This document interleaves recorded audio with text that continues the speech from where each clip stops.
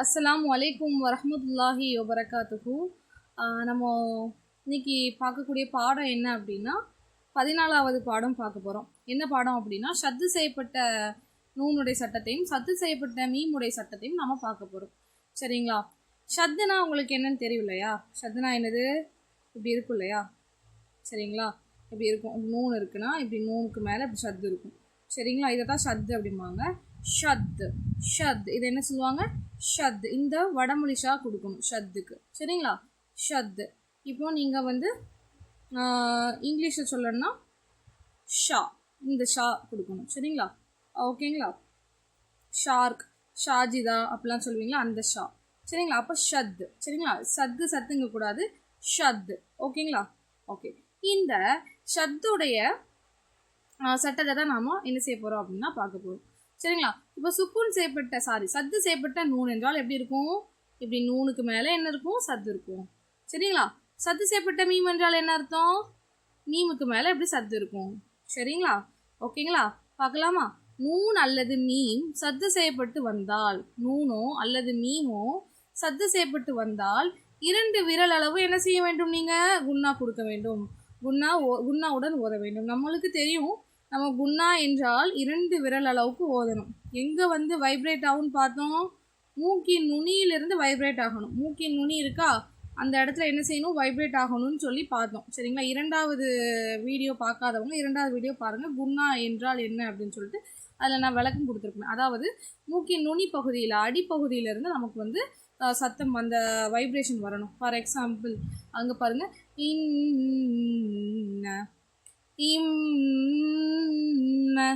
சரிங்களா? இந்த மாதிரி வரும். சரிங்களா? இப்போ ஒரு நிமிஷம் இருங்க. இப்போ உங்களுக்கு சவுண்டு நல்லா கிளியராக கேட்கும். அந்த மாதிரி அந்த இடத்துல மூக்கின் நுனியிலிருந்து நமக்கு வந்து சவுண்டு வரணும். அந்த மாதிரி நம்ம வந்து குன்னா கொடுக்கணும். அதை தான் இங்கே பார்க்க போகிறோம். சத்து செய்யப்பட்ட நூனோட சட்டமும் மீமோட சட்டமும் ரொம்ப ஈஸி தான்.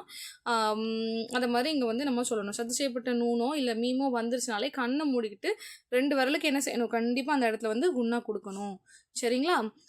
இப்போ குன்னா கொடுக்கறதுக்கு முன்னாடி ஒரு விஷயம் சொல்லித்தரேன். ஏன் நம்ம வந்து குன்னா கொடுக்கணுங்கிறத தெரிஞ்சு வச்சுக்கோங்க. இப்போ வந்து ஷத்து எந்த ஒரு எழுத்துலையுமே ஷத்து பெற்றிருக்குன்னு வச்சுக்கோங்களேன். சரிங்களா? இப்போ நூன் இருக்குன்னு வச்சுக்கோங்களேன், அதில் ஷத்து இருக்குது அப்படின்னா இது எப்படி பிரியும் அப்படின்னா, ஒரு நூனுக்கு சுக்கூன் என்றும் இன்னொரு நூனுக்கு இப்போ நே இருக்குது அப்படின்னா இன்னன்னு இருக்குது அப்படின்னா இந்த இன்னொரு நூனுக்கு சப்பராக இருக்கும். இது இப்போ இன்னி இருக்குது அப்படின்னு வச்சுக்கோங்க. இன்னே இருக்குன்னா ஒரு நூனுக்கு சுக்கூனும் ஒரு நூனுக்கு என்னதான் இருக்கும்? சபராகவும் இருக்கும். இப்போ இன்னின்னு இருக்குது. சரிங்களா? இன்னி அப்படின்னு இருக்குது. அப்போ இன்னி என்று இருக்குன்னா அப்போ அது எப்படி பிரியும்? ஒரு நூனு சுக்கூனாவும் இன்னொரு நூனு எப்படி இருக்கும்? இன்னொரு நூனு எப்படி இருக்கும்? சேர் வச்சு இருக்கும். சரிங்களா? அப்போ 2 இது இருக்குன்னு அர்த்தம். அதாவது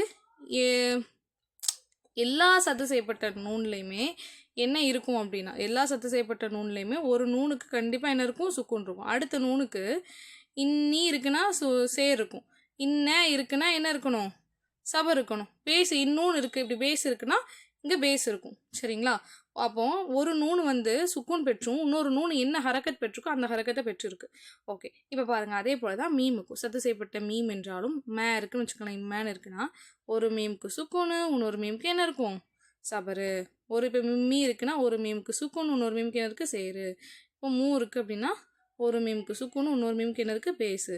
புரிஞ்சிருக்குன்னு நினைக்கிறேன். மறுபடி பாருங்கள், நூனு ஜீம் பாருங்களேன், ஜீமுக்கும் அதே தான். இப்படி இருக்குன்னா ஜே இருக்குது. அப்போது ஒரு ஜீமுக்கு என்ன இருக்குது? சுக்கூன் இருக்கும். இன்னொரு ஜீமுக்கு என்ன இருக்குது? சபர் இருக்குன்னு அர்த்தம். சரிங்களா? என்ன எழுத்தாக இருந்தாலும் சாரி, அதுக்கு சத்து பெற்றிருந்தது என்றால் ஒரு எழுத்து சுக்கூன் பெற்றதாகவும் மறு எழுத்து எப்படி இருக்கும் அப்படின்னா சபர் பெற்றதாகவும் இருக்கும். சரிங்களா? ஓகே. இப்போ வந்து நம்ம பார்க்கலாமா? என்னென்னு பார்க்கலாமா? பார்ப்போம். இங்கே பாருங்கள்,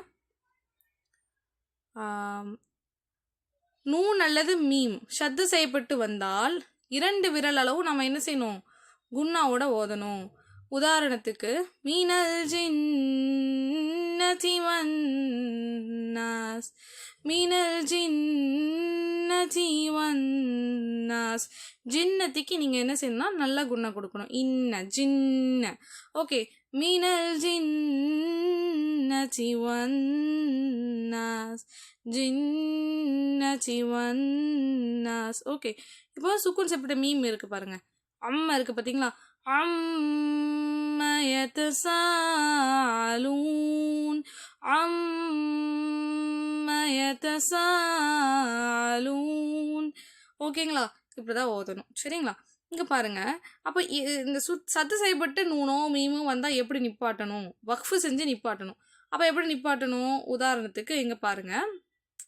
வக்ஃபு செய்தால் இங்கே என்னென்னா நல்லா வந்து குன்னா கொடுக்கணும். பாருங்கள், இங்கே கொடுத்துருப்பாங்க பாருங்கள். சத்து செய்யப்பட்ட நூனிலோ அல்லது மீமிலோ வக்ஃபு செய்தால் குன்னாவை மிக தெளிவுபடுத்தி வக்ஃபு செய்ய வேண்டும். சரிங்களா? குன்னாவை தெளிவாக வந்து வக்ஃபு கொடுக்கணும். நல்லா வந்து அந்த இம் குன்னா கொடுத்து தான் வக்ஃபு செய்யணும் அப்படிங்கிறாங்க. ஃபார் எக்ஸாம்பிள் இங்கே பாருங்கள். உதாரணத்துக்கு ஒக்காருன ஃபி புயூச்சிக்குன்ன, ஒக்காருன ஃபி புயூச்சிக்குன்ன, ஒக்காருன ஃபி புயூச்சிக்குன். வக்ஃபு செய்யணும் என்னது? சுக்கூன் செஞ்சு நிப்பாட்டணும். சரிங்களா? வக்ஃபு என்றால் சுக்கூன் செய்து நிப்பாட்ட வேண்டும். சரிங்களா? ஒரு ஆயத்து இருக்குன்னு பாருங்களேன். இப்போ இதெல்லாம் வந்து ஒரு ஆயத்தோட இது. அம்மயதசாலூன், அலூனன்னு சொல்லக்கூடாது. இங்கே ஆக்சுவலாக ஆயத்து முடியுது, அதனால் அலூன் நேவை வந்து இன்னும் நிப்பாட்டிடணும். சரிங்களா? அதே போல் மீனல் ஜின்னதி வன்னாஸ், இங்கே பாருங்கள் சுக்கூன் செஞ்சு வக்ஃபு செஞ்சு நிப்பாட்டுருவாங்க. அதே போல் நீங்கள் என்ன செய்யணுங்க, இங்கே வந்து வன்னாசியும் நிப்பாட்ட முடியாது. சரிங்களா? எப்போவுமே வக்ஃபு செய்து தான் ஒரு ஆயத்தோட முடிவில் நிப்பாட்டணும். அப்போ அந்த வக்ஃபு செய்யணும் அப்படிங்கும்போது நம்ம வக்ஃபு தனியாக செய்கிறதுக்குன்னு ஒரு பார்க்கலாம். அதெல்லாம் தனியாக நம்ம வந்து ஓத சொல்லி கொடுப்போம். நம்ம தஜ்வீத்தில் வந்து மெயினாக உள்ளதை பார்த்துட்டு நம்ம லாஸ்ட்டாக அதெல்லாம் பார்க்கலாம். இப்போ ஒரு மேண்டாக்கில் நான் சொல்லித்தரேன். அப்போ இந்த சத்து வந்தால் நீங்கள் எப்படி வக்ஃபு செய்யணும்? சத்து வந்தால் வக்ஃபு செய்யணும் இல்லையா? அப்போ அதுக்கு எப்படி வக்ஃபு செய்யணும்னா அதுவும் சுக்கூன் செய்து தான் வக்ஃபு செய்யணும். ஆனால் நீங்கள் வந்து வன்னாஸ் அது நிப்பாட்டின மாதிரி எதசாலூன் அப்படி நிப்பாட்டின மாதிரி நீங்கள் இங்கே நிப்பாட்ட முடியாது. இங்கே நிப்பாட்டும் போது நீங்கள் எப்படின்னா குன்னா நல்லா பண்ணணும். சரிங்களா? நல்லா குன்னாவை வந்து மிக தெளிவாக என்ன செய்யணும்? வக்ஃபு செய்து வெளிப்படுத்தி ஓத வேண்டும். அப்போ வக்கர்ன ஃபீ புயூச்சிகுன், وقرن في بيوتكن, وقرن في بيوتكن. Understand? in kun. ஸோ இந்த மாதிரி நீங்கள் வந்து ஓதணும். அப்போ உங்களுக்கு நல்லா தெரிஞ்சிருக்கும்னு நினைக்கிறேன். ஓகேங்களா? இங்கே என்னென்னா ஷத்து செய்யப்பட்ட நூனில் வக்ஃபு செய்யப்பட்டிருக்கிறது. ஆகவே புயூச்சிகுன் என்று மிக தெளிவாக தெளிவுபடுத்தி வக்ஃபு செய்ய வேண்டும். இதுதான் எங்கள் விஷயம். ஓகே, உங்களுக்கு நல்லா புரிஞ்சிருக்கும்னு நினைக்கிறேன். கடைசியாக ஒரு விஷயம் பார்க்கலாம். இந்த நம்ம ரொம்ப நாள் ஆச்சு ப்ரொனன்சியேஷன் நம்ம பார்க்கவே இல்லை. ஸோ இன்றைக்கி வந்து நம்ம ப்ரொனன்சியேஷன் பார்க்கலாம். அரபிக் எழுத்தோட ப்ரொனன்சியேஷன் பார்க்கலாம். இன்றைக்கி இன்ஷால்லா நான் இந்த ப்ரொனன்சியேஷன் எல்லாத்தையும் நம்ம டெலிகிராம் குரூப்லேயும் வாட்ஸ்அப் குரூப்லேயும் நான் வந்து அனுப்பி விட்டுருந்தேன். சேனலில் அனுப்பி விட்டுருந்தேன். நீங்கள் வந்து இந்த ஃபோட்டோ வந்து எடுத்துக்கலாம். சரிங்களா? ஓகே, ஒரு செகண்ட் இருங்க.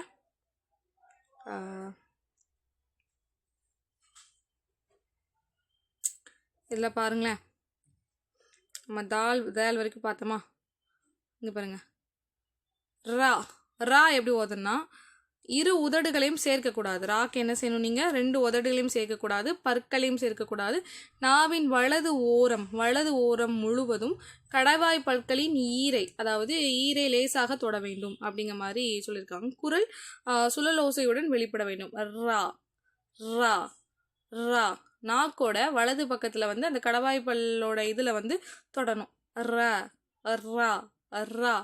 ஓகே, நான் வந்து அந்த இமாம் அவங்களுடைய வீடியோ காமிக்கிறேன். அவர் வந்து ராவை வந்து எப்படி ஓதுறாருன்னு பாருங்கள். சரிங்களா?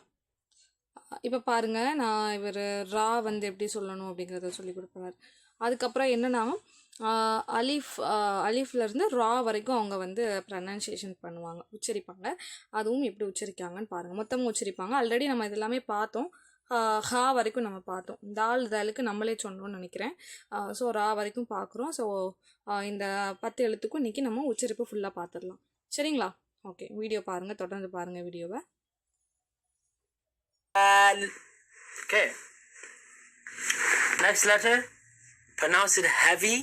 So the second letter that we're going to pronounce heavy ends with alif. You can see ends with alif. Make it long. Touching the front palate roof. This is the sound. That's the sound. When the tongue touches the top, and you force the sound out of your mouth, right? Between your tongue and the roof, that's the sound that comes out, right? But of course, when you pronounce the sound, you're not going to repeat it that often. You're going to repeat it, you're going to say it once. Look. Ara, ara, ara, ara, ra, heavy. Ra, ra, ra, ra, ra, ra, ra, ra, ra, heavy, like kha, ra, kha, kha, ra. You see the heavy sounds, they match. Alif, ba, ta, fa, jim, ha, kha, dal, zal, ra. Okay, now. So அவர் சொன்னப்போ நீங்கள் பார்த்தீங்களா என்ன சொன்னார் அப்படின்னா பார்த்தீங்களா அவர் சொல்லும் பொழுது ரா வந்து சொல்கிறது வந்து எப்படின்னா ரூஃப் அப்படின்றாரு. ரூஃப்னா என்னென்னா அந்த மேலே உள்ள இடத்த வந்து சொல்லுவாங்க. அதாவது நம்ம நாக்குக்கு நேராக ஒரு இடத்த மேலே தொடும், அதை தான் ரூஃப் அப்படிம்பாங்க. மேல் அன்னம் அப்படிங்கிற மாதிரி சொல்லுவாங்கன்னு நினைக்கிறேன் தமிழில். அதாவது இந்த இந்த பல்லுக்கு மேலே உள்ள அந்த அன்னம் இருக்கும். ஸோ அங்கே வந்து நீங்கள் ரா தொடும்போது இருக்கணும். என்ன சொல்கிறாருன்னா ஹெவி லெட்டர் அப்படின்னாரு. ஹெவி லெட்டர் அப்படின்னா கொஞ்சம் கடினமாக இருக்கும், அந்த கடினமான ஒரு உச்சரிப்பை வந்து கொடுக்கும் அப்படிங்கிறாரு. ரா ரா ரா ஃபர்ஸ்ட் இர்ன்னு சொல்லி பாருங்க, இர்ன்னு சொல்லி பாருங்க. ரா ரா ரா ரா.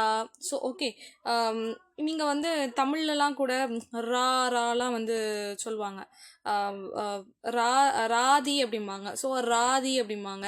அந்த உச்சரிப்புலாம் பாருங்கள். ராதி அப்படிம்பாங்க, ராதி, ராதா அப்படிம்பாங்க. ராதா அப்படிங்கிற நேம்லாம் பாருங்கள், அந்த ரா தான். சரிங்களா? நம்ம தமிழில் நம்ம எப்படி ரா வந்து சொல்கிறோமோ அதே ரா தான் இங்கே. கொஞ்சம் ஹெவியாக நம்ம சொல்லணும் அப்படிங்கிறாரு.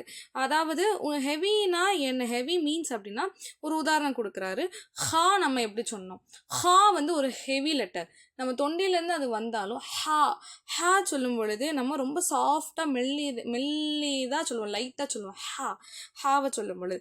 ஆனால் அதே ஹாவை வந்து நம்ம சொல்லும் பொழுது நல்ல ஹெவியாக சொல்லுவோம்.